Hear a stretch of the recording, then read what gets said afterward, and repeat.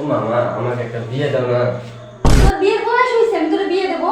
তোমার না একটা মেয়ে লাগবে, আমার তো বিয়ের বয়স হয়ে গেছে।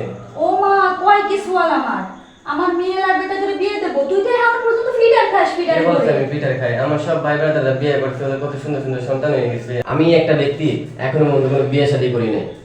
সব বন্ধু বান্ধব বিয়ে করে হানিমুনে যাচ্ছে বউ নিয়ে ঘুরতে।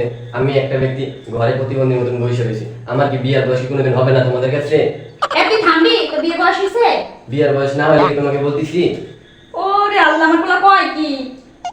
তুই কি আবার পড়িস ক্লাস 9 এ? এখন তোর জীবন পড়ে আছে, তুই এখন বিয়ে করে করে খাওয়াবি কি? আমার বন্ধু বান্ধব তো সবাই ক্লাস 5 এ থাকতে বিয়ে করছে, আমি তো ক্লাস 9 এ পড়তেছি। ওদের থেকে তো অনেক ধাপ উপরে তুই আছি। কি তোর বাপের মতো হইছিস? বাপের মতন যদি না হইতাম তাইলে কি এত বড় হইতাম? এই কথা বলিস না, যা পড়তে পারি।